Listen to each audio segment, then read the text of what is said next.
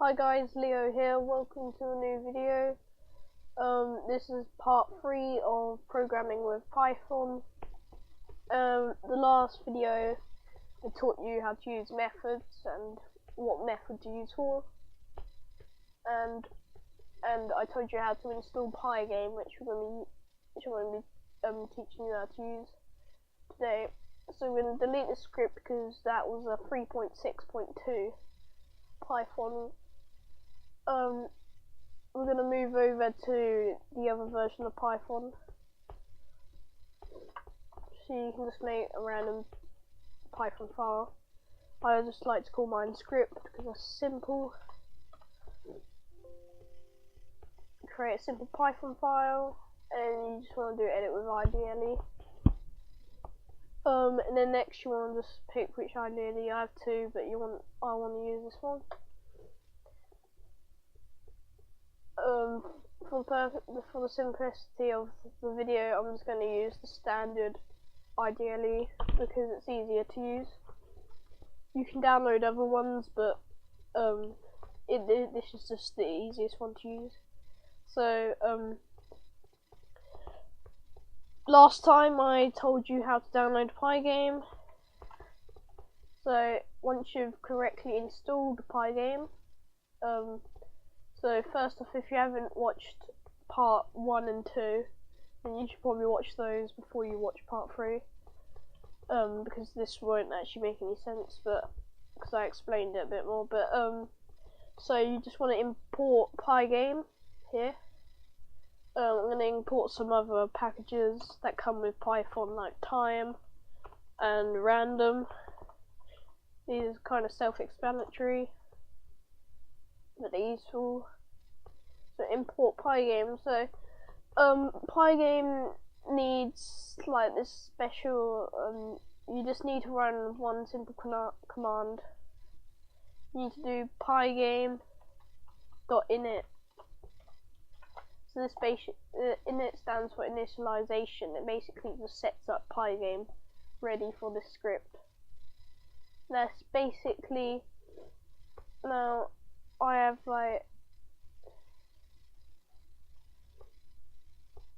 some templates somewhere.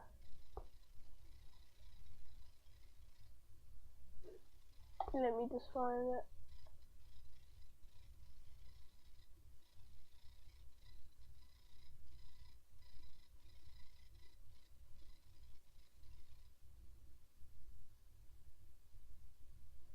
So I have this Python Pygame template, edit with IDLE. User got all the stuff in because it's quite hard to remember all this game display stuff. So this is basically what I set up. So Pygame does come up with a mixer option. Basically allows you to play music, but didn't that copy? Why didn't it copy? So basically it allows you to play music, or like you can put music files and run them and play like sound effects and stuff. But I won't be doing that for this episode because that will be later, for a later episode. So yeah. So you want to create a display X and display Y. Like these are just going to be the axes and how the width and height of the actual window. So I want it 1000 pixels wide and 800 pixels high. So that's just going to be like the resolution of the whole window. And then you just want to create the window itself. So to create a window, you just got to make an object, well, a variable called game display. I use that because it's simple. Pygame, and then dot display, dot set, and then underscore mode. Then what you want to do is do 2 curly brackets, and then your like display X and display Y. So this is basically like resolution, and then another 2 curly brackets to finish it off. And then you want to do, well, this is optional, but you can do pygame.display.set_caption. So this is basically what shows up top here. right here it says script.py or whatever. So that's basically just the top bit over the where the X and stuff is. So we're just gonna call this game for now. It doesn't really matter. This is the clock, because once we have a proper game, we're gonna have like a cycling. Like, we're gonna have to keep on having loads of loops going. So this is basically controls how fast those loops are going. So we're gonna have them at 60 frames a second. So it's gonna be 60 hertz. So we're just going to set this to 60, but you can do that inside the loop anyway. You just want to save that. So once you run it, it should create this little window here. See, and now the caption displays game, like we told it to. Now we have this simple window. Now I think 800 is a bit too big because it's a 720p monitor, so I'm just going to put 650. I'm just going to do 800. This is the good thing about having a variable for the display X, because if you change the variable, then it changes everything linked to it. So that's why it's better than just having hard-coded integers, because you're not able to change it as fast, and it just saves a lot of time. So once you got this is just a simple setup for any Python script or anything. Let's get rid of that. So we want to make a method now, because our game, like, we want to have some first. We needed some things in our game. So, like, the first thing we need in our game is like a title screen. So, like, every section of our game we're gonna call a method. So we're just gonna call this method title screen, like this. So we're just going to call this at the start. It's going to be just a standard method. I talked about methods last episode. If you haven't watched it, you should. Otherwise this won't make sense. So you just got to define the title screen. You can call the method whatever you want, but I just call it title screen because it's easier to remember. And then you just want to make a while loop. So, well, I like to do it like this by just saying while. Well, you can do while title like this. So this is the simplest way to do it, I think. But you just set title to true. Capital. Make sure there's capital and true. So yeah, it should go yellow if you labeled it true. So it sets title to true. So while just runs infinitely. So that means that if someone clicks a button, it sets title to false, which means it exits out a title screen and then runs the actual game. So that's basically how it works. So you got while title, and then you just want to make, like, you want to do clock dot tick. Tick is like a method inside of clock, the Python dot time. So you can just set this to whatever. I'm just gonna set. You can set it to 30. It doesn't really matter. I'm just gonna put 60. It's just not gonna be really like resourceful on your PC because it's only a tiny game. But so you can set it to like anything you want. It still run, unless you've got like some really bad Windows XP rubbish, whatever, some old thing that don't run very well. But normally an average computer would be able to run 60 frames a second of anything. So once you've got clock.tick, you can do for event dot for event.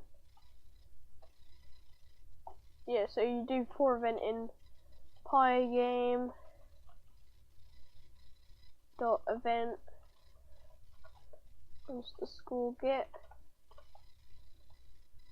if event dot type is Pygame dot quit, and you do Pygame dot quit. So I don't really know fully how this works, but I'm guessing it goes through all the events that Pygame detects. So like key presses, backspace, space, mouse expositions, and all these different events until it finds one that equals quit. So if you press the X button in the bottom right corner, it will just quit the game. So you just want to do pygame.quit. So that's basically how you exit the actual thing. So yeah, that's basically the simplest thing. I just want to test if this runs. Yeah, it works all good.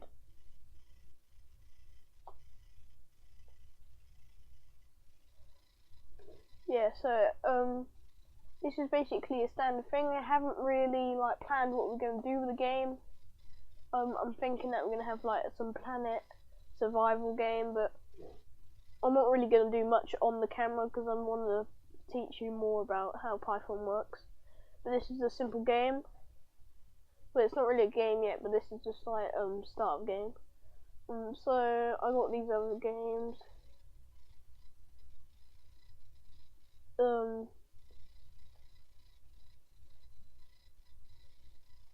Yeah, so it's got all my stuff in here. So yeah, you just want like so we want some actual textures now instead of having black screen like it appears. Like if we run this module, it has this nice black screen. Don't really work that well. It's not a very good game. If I publish this on the website, it'd probably get maximum 5 stars, obviously. So like we want to make some textures now. I got this program called Pygame. You don't have to download it. It's completely free, but you don't have to download it. It's on the web as well. You just gotta go onto Chrome, type in Pygame, and then it will come up like free. You can create a sprite here, but then you can also download it. It depends what you like. Depends if you have a good internet connection or not. But it probably runs faster if you just download it overall. So when you start it up, it's just a simple pixel editor. We're not going to do some mad scale full on good textures, but I'm just going to show you like a character that can move around. So it's not going to be a really great character. I'm just going to have like a head or something, an arm. I'm going to improve on this later, but I'll actually prepare for some textures and give it some red or brown hair. It doesn't have to be very good, but it's just like this. And draw.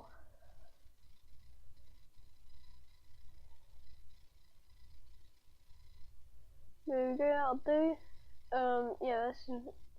Then you just wanna do whatever you just wanna save, export, PNG.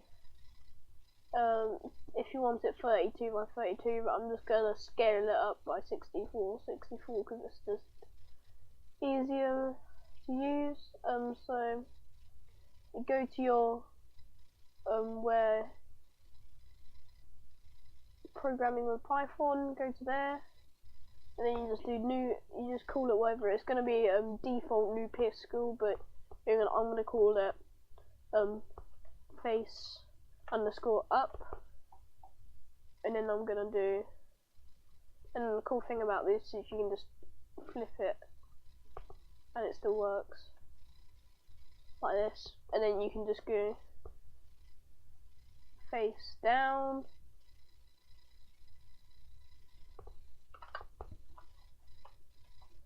And save. Then face right.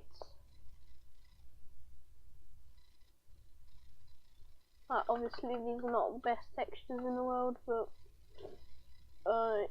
they'll do for a simple game like this.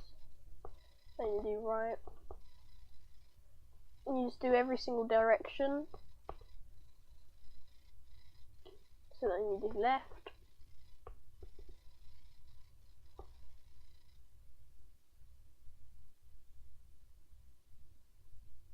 Like this. space left, and that's basically it. Like, for this video I'm only going to be showing you how to make the character move, so it's not going to be the best. So we got all these characters, we just, so the first thing we got to do is Python, like, it likes to be quite fast. It likes, because what it does, it loads these images into its RAM or whatever. So then it doesn't have to keep on downloading the image to display it every time, and that'll make it really slow. You wouldn't be able to hit that 60 Hz. So what it does, it just loads it into its RAM, and it can access these images really fast. So we edit with the IDLE 64-bit one, and then we got to tell Python to do that. So what we want to do is we got to make some variables filled with these images. So we're gonna do up, that's gonna be a variable. We're gonna do down, that's gonna be a variable. We're gonna do right, that's going to be a variable. Then we're going to do left, and that's going to be a variable. And each of these is going to correspond to its texture. So then we can just call these variables to display them. So it's all simple. So what we want to do is just call Pygame, which is our module. And then we want to do the image method, and then we want to call the variable in the image load, and then we just want to give directory. So if your script was somewhere other, like if the script was in a different place in the pictures, then you'd actually have to get the directory here. But if the script is in the same place as the script, you can just call it in, you can just name its name. So you can just do face up is underscore up, and you got to call its extension, so face up .png. So that's basically, so if these textures were in a folder, you would just call the folder's name, like folder, then /, and then it'd still find it. But it's if this is in a different drive or something, then you'd have to call the actual directory. So it's better to have them all in the same folder. That's why you see many programs have all their like modules and work stuff in the same folder, and they normally have a shortcut instead of the actual executable. So once you got to do that for every single one. So you can do pygame.image.load. I could probably copy this over. So copy, paste, copy, paste, and then we just do face underscore. Yeah, that didn't work really well. So you just want to do this for everything. So then you just do face down, face right, and then face left. But you gotta make sure you have all those extensions on. If you don't have the extensions, then it doesn't work. It gives you an error. Python's not that like clever to realise that there isn't an extension. So .png, this is basically loaded into the RAM and into these variables, so we can actually access these variables and display them on the screen. So how are we going to display them on the screen? Well, so to display the textures on the screen, you have to go Pygame. No, you actually have to call the actual screen surface. So game display, what we made earlier, where we had to give it our resolution. So game display, and then you want to do, make sure capitals are good, because it gives you, Python's really strict on capitals as well. Like even if you give a capital to this if statement, it's not going to work. look, it just goes black. It's not that yellow colour. It needs to be the proper capitals. So once you've done game display, you just want to do blitz. This basically means draw, and then you just want to call a variable. So we want to blit up. Like, we can blit any other thing, but we just want to blit up. Give it some square brackets. This is where we're going to put our x-axis. So, like, next video I'm probably going to make it so you can move around with it. But for now I'm not going to make it so you can move around. I'm just going to add this. So, you just want to set, like, the way the axes work in programming in general is that the x-axis, if the x-axis is 0, then it starts at the left of the screen. So the right, left, no, you can't go past that. And 0 on the y-axis doesn't mean like it's the bottom of the screen. It actually means it's the top of the screen. So the higher the y-axis, the lower the actual image is, which seems quite confusing, but you get used to it once you start using all these different things. That's basically how all programming languages work, and you just got to get used to it. And it's kind of illogical, but you just so you just got to like invert all your logic and stuff. So just game display.blit, and it's basically you got to think about it in layers. So there's like the proper screen that you see, and there's a layer behind it. And the layer behind it is basically what Python prepares, and it prepares this layer behind, and then it actually shows it in the screen. So when you do .blit, it prepares it in the back layer, and then the instruction to call it into the front layer, so you can actually see it, is Pygame .display .update. So this basically just updates it to the front screen. There's another command that works exactly the same. It's just flip.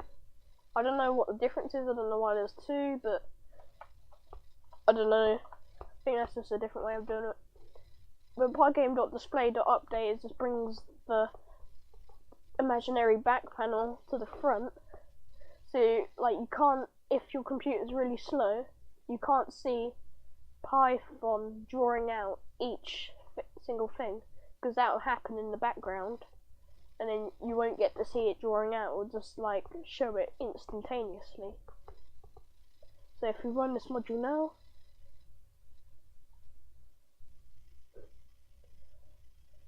so obviously somehow it's not showing.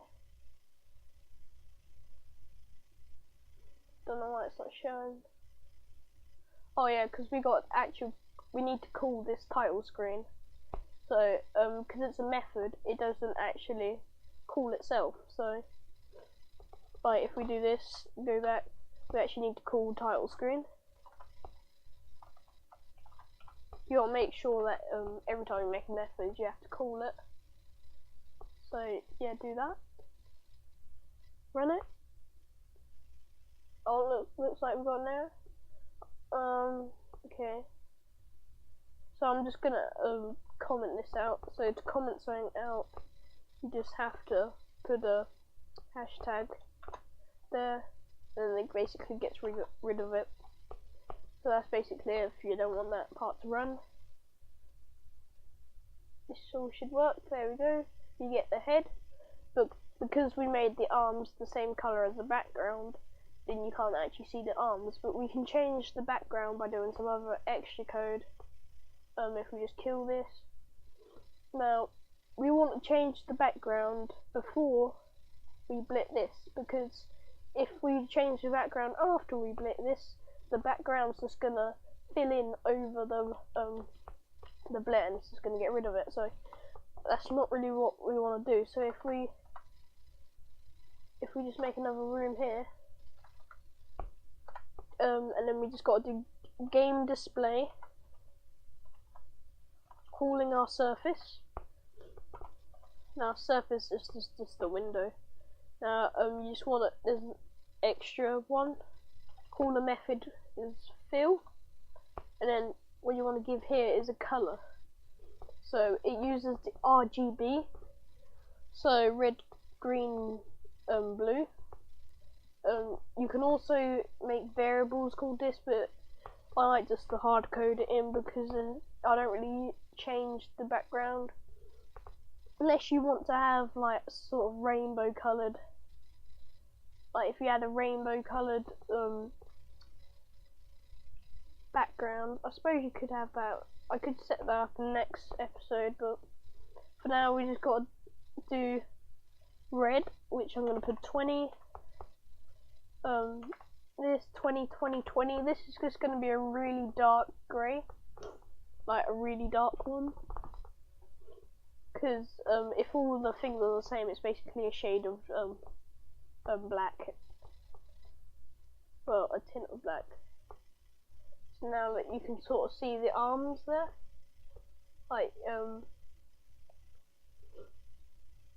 you can see the arms now. But if you just made this a bit brighter, if you make the green a bit brighter, then it's going to turn more green than it is anything else.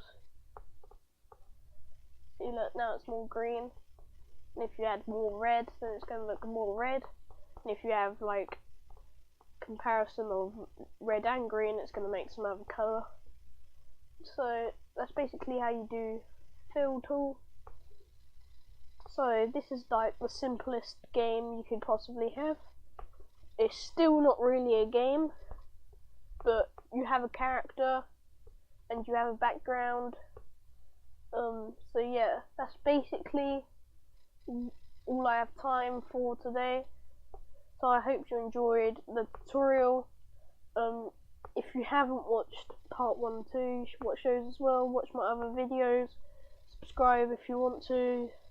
Like if you liked it, and dislike if you disliked it. But that's basically all I've got time for this video. So yeah.